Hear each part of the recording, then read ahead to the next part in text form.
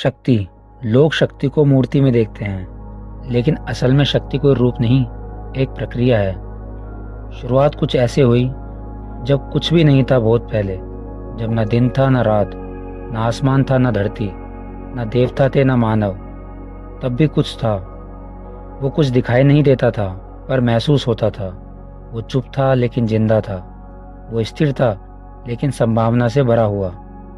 उस स्थिरता ने खुद से पूछा, मैं हूँ, लेकिन अगर मैं सिर्फ हूँ और कुछ होता ही नहीं तो मेरे होने का अर्थ क्या।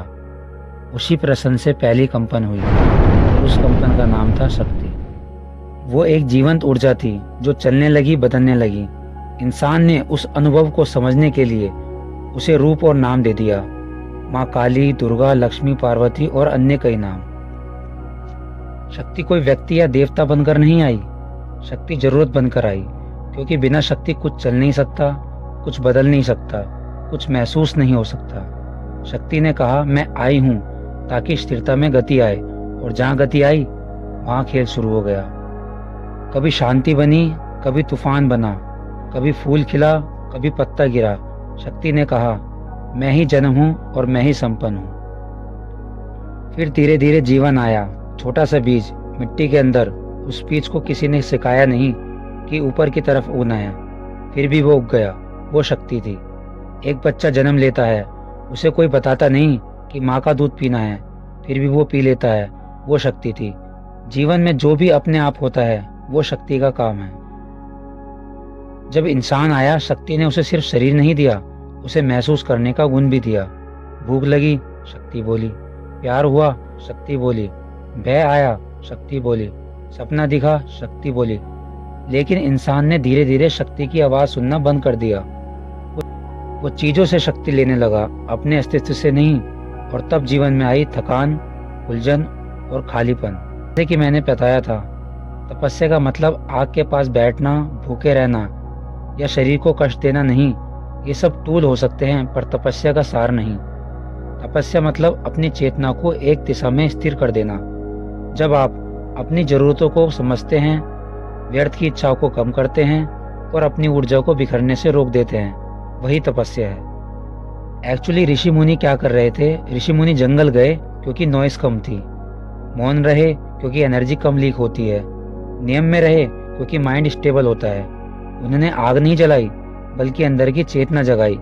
इसीलिए कहा गया है, तपस्या सिद्धि मिलती है। आज की मॉडर्न तपस्या में आपको क्या करना? थिंकिंग, मतलब हर सोच का जवाब देना बंद कर देना। फोन का हाथ में रखना आसान है, पर मन से हटाना ही असली तपस्या है। कंपैरिजन, अपनी यात्रा को किसी और की मंजिल से नापना। और सबसे महत्वपूर्ण चीज, डिस्ट्रैक्शन मतलब अपने काम में पूरी तरह मौजूद रहना। आपको हर सोच को फॉलो नहीं करना, यही मॉडर्न तपस्या है। सुनिए और समझिए, एक एग्जाम्पल के थ्रू तपस्या और एनर्जी का डायरेक्ट कनेक्शन। सोचिए, मोबाइल की बैटरी अगर 10 ऐप में बंधी हो तो वो जल्दी खत्म होती है। वही बैटरी अगर एक काम में लगी हो तो ज्यादा देर चलती है। तपस्या यानी कि आपके बैकग्राउंड ऐप्स बंद करना, और शक्ति आपकी बची हुई बैटरी। देखिए, शक्ति जीवन ऊर्जा है, शक्ति क्रिया की ताकत है, शक्ति चलती हुई चेतना है। शक्ति वही है जो चलाए। विज्ञान कहता है एनर्जी वही है जो गति दे। नाम अलग है पर सत्य एक है। नदी बहती है इसलिए पवित्र है, अग्नि जलती है इसलिए शक्तिशाली है। परिवर्तन से भागना नहीं, परिवर्तन को समझना ही असली शक्ति है। शक्ति हर पल रूप बदलती है, पर अपना मूल कभी नहीं छोड़ती। इसलिए कहा गया है, शक्ति का स्वभाव है परिवर्तन। पूरे ब्रह्मांड में कुछ भी स्थिर नहीं है। परमाणु घूम रहे हैं, गैलेक्सियां घूम रही हैं, हमारी सांस चल रही है।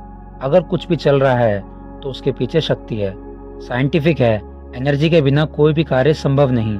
Heat energy, electric energy, magnetic energy, nuclear energy, ये सब अलग अलग रूप हैं, पर स्रोत एक ही है, वो है यूनिवर्सल एनर्जी। हमारे ऋषि मुनियों ने शक्ति को प्रकृति कहा। सच है, जो जन्म देती है, जो बढ़ाती है, जो बदलती है और जो नष्ट भी करती है। इसलिए शक्ति को माँ कहा गया। शक्ति सिर्फ सृजन नहीं करती, विनाश भी करती है। लेकिन विनाश अंत नहीं होता, विनाश होता है नए निर्माण की शुरुआत। जैसे जंगल की आग जो जमीन को और उर्वरक बना देती है। शक्ति हमारे शरीर में 7 चक्र बताए गए हैं। विज्ञान कहता है nervous system, endocrine gland, electrical impulses. ऋषियों ने कहा कुंडलिनी शक्ति, नाम बदला पर अनुभव वही है। शक्ति को फीमेल क्यों कहा गया?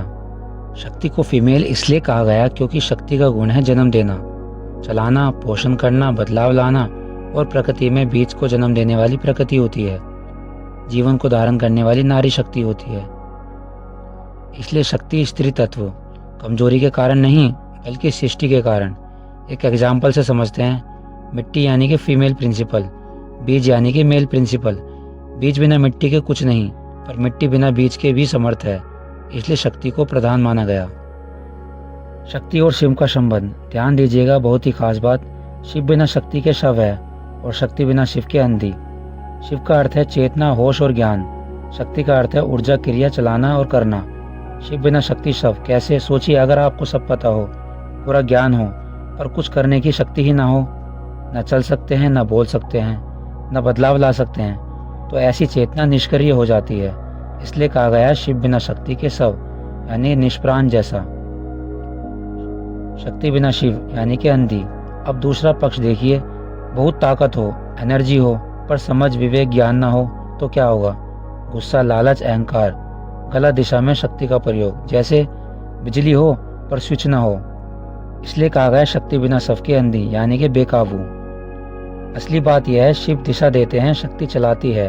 शिव जानते हैं, शक्ति करती है। दोनों साथ हों तो ही जीवन संतुलित होता है। न सिर्फ सोच काफी है, न सिर्फ ताकत, सोच प्लस ताकत ही जीवन है। लोग शक्ति को बाहर खोजते हैं, लेकिन शक्ति आपकी सोच में है, आपकी इच्छा में है, आपकी चेतना में है। जब आप डर से ऊपर उठते हैं, शक्ति जागती है। जब शक्ति सोई रहती है, इंसान सिर्फ जीता है। जब शक्ति जागती है, इंसान जागरूक हो जाता है। शक्ति कोई देवी नहीं जो कहीं बैठी हो। शक्ति वो ऊर्जा है जो अभी आपको ये शब्द सुनने दे रही है। अगर आप इसे पहचान लें तो समझ जाइए, आप कमजोर नहीं थे, आप सोए हुए थे। शिव ज्ञान है, शक्ति क्रिया है, और जब ज्ञान और क्रिया मिलते हैं तभी जीवन सच में शुरू होता है। जय शक्ति माँ, जय शिव शंकर। आने वाली महाशिवरात्रि की सभी को शुभकामनाएं।